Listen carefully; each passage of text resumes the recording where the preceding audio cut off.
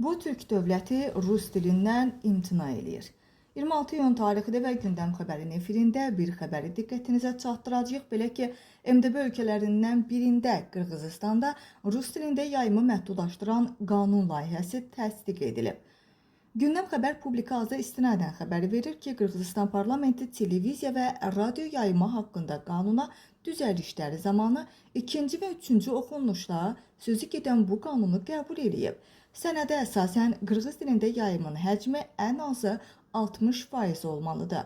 Buna nail olmaq üçün rus dilində yayım isə azaldılmış olacaq.